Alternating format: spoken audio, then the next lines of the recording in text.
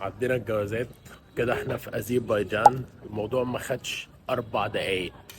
هنا الابلكيشن الشاب بتستخدمه بولت. وصل تقريبا بعد 3 دقايق من ما طلبته.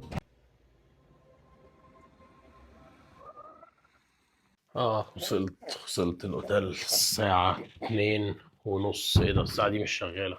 الساعة 2:30. ده أهم حاجة. على حتة نجيب منها سيم كارد.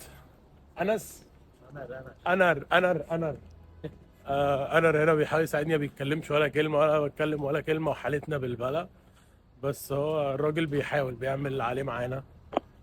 فنروح نشوف سيم كارد من أزريسل. يا أزريسل. رحت محل عشوائي كامل اللي بيبقوا في الشارع دول، فقالوا لي عايزين 80 نمط، يعني 160 درهم، بتكلم في 2000 جنيه عشان 30 جيجا بايت. فجيت الفرع نفسه. هي باكج واحدة بس للأجانب ب35، تدينا كل حاجة احنا محتاجينها basically including international minutes وجيجا بايتس وكل حاجة. فنص السعر. أنا بحب المكاتب فشخ. كل مكان بروحه بحاول اروح فيه المكتبة الناشونال بتاعته. فدي الناشونال لايبراري اوف اذربيجان. ان دايما الناشونال لايبراري بتبقى بتعبر عن الاساس بتاع البلد، والبلد شكلها عامل ازاي او عايزه تبريزنت نفسها بطريقه عامله ازاي. فجيت هنا الناشونال لايبراري بتاعت باكو، اذربيجان. Materials, Okay. books, magazines, and newspaper are the materials. Okay. And it's Rus dili katalogunda, Rusça'da. It's our Russian catalog, and our library have foreign literature catalog. It's the flow. اول ما بتدخل تلاقي بهو السلالم الطويل ده، وبعد كده على اليمين في زي فري سبيس الناس بتقعد شغاله باللابتوبس بتاعتها. على الناحيه التانيه في كمبيوترز هم حاطينها للناس عشان تشتغل بيها. والله نقدر نقول البلد شبه مصر شويه، بس نسخه معدله. يعني دلوقتي في وسط البلد، فالمباني بتاعت وسط البلد شكلها كده برضو مباني فرنش شويه. عمارات قديمه. هوريكم بوابة العمارة شكلها برضو قديمة شبه وسط البلد عندنا. الباب عامل كده ما بيفتحش. ده بيفتح. اسانسير، لا مفيش اسانسير حتى. افتكرت ده اسانسير قديم شبه اسانسيرات وسط البلد، بس طلع مخزن. يعني مش بعيدة قوي عن عندنا. بس اوفرول بصراحة حلوة، يعني هي واخدة طابع أوروبي شوية. هي البلد كلها عبارة عن كده: كورنيش، ناس بتشرب شيشة، وقهاوي بيشربوا شاي. ده السكر. شكل السكر عندهم كيوت. شوجر كيوبس كده كلها ألوان. فقاعد كله بيشرب شاي، بيحتسي الشاي. مفيش قهوة، شفتش حد بيشرب قهوة. كله بيضرب شاي. وبيحط لهم جنب الشاي فكهية كده مميزة. لو لقيت حد اهي الفكهية اللي انا بتكلم عليها. الفول ازري اكسبيرينس. الشباب كله كان قاعد بيشرب قهوة، بياكل حاجة شبه المربى كده، مش فاهم هي ايه. طلبت نفس الحاجة. اشوف دلوقتي هي عبارة عن ايه. والشاي بقى المفروض ان هو مميز هنا برضو. اذربيجان طلعت من الاتحاد السوفيتي سنة 1990، فحاجة من قريب جدا يعني لسه حاصلة، وابتدوا ينفتحوا على العالم. وتقريبا من 4 أو 5 سنين ابتدوا كمان يسهلوا إجراءات الدخول لأذربيجان، وابتدوا يفتحوا الدولة للسياح وللزوار. وبسبب ده طبعا اللغة الإنجليزي مش موجودة خالص. هي اللغة عبارة عن روسي، معظم الناس بتتكلم روسي. قليلين قوي اللي بيعرفوا يتكلموا إنجليزي، واللي هو كده بنضرب إنجليزي في النص، بس أنا مش متأكدين قوي يعني. بس اوفرول الدولة شكلها حلو والجو فيها جميل. يعني أنا جاي من الإمارات، درجة الحرارة كانت 50 مثلا. هنا درجة الحرارة 28 27. بالليل بتنزل 18 19، فالجو هنا كويس في الصيف.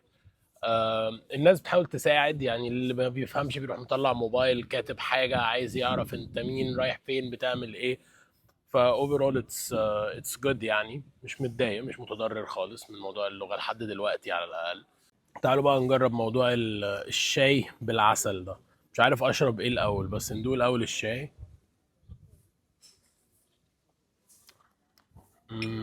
شاي عادي جدا، ايرلي جراي. مش عادي كمان، هو ايرلي جراي بس تمام يعني، عادي هشربه شاي.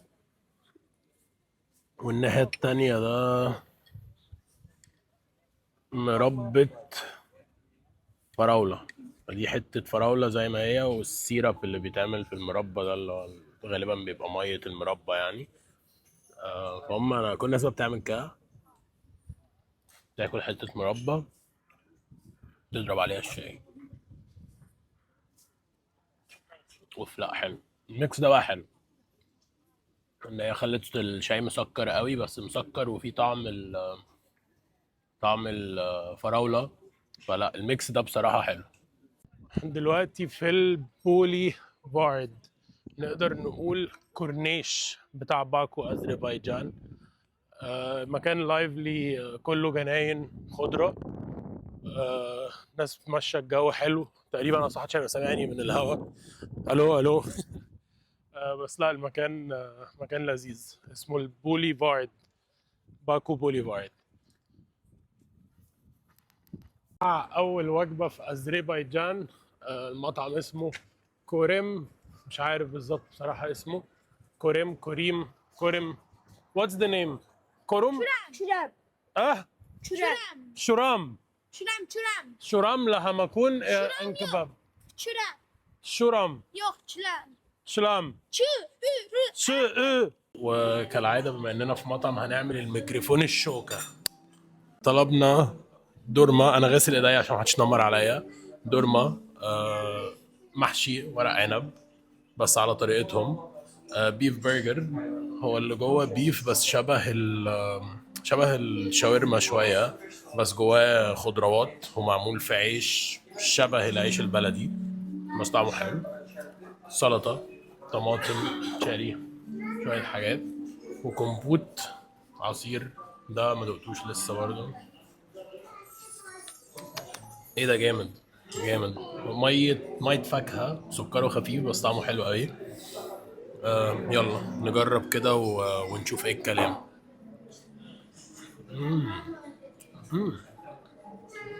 وجواها شوربة لحمة. وجواها ايه ده، دي جواها اللحمة اساسا. معلش يا جماعة، انا اسف على القرف بس انا عايز افهم ايه اللي بيحصل. دي جواها لحمة اصلا، ما جواهاش رز خالص. جامدة والله، لازم اوريكم. هي لحمة مفرومة، شوية رز. جامدة فشخ. وشوف بقى ايه الكلام في البرجر. البرجر عامل كده، شاورما، خضار، جبنة.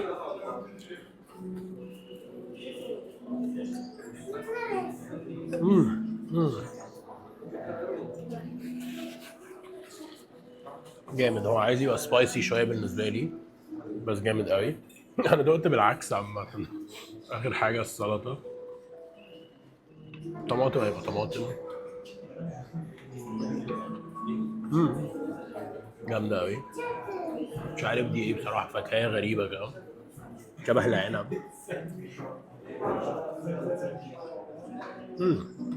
ايه ده، هي عنب. هي بتاعنا جامد قوي. اوف، انا السلطة دي فيفورت والله. تم بحمد الله.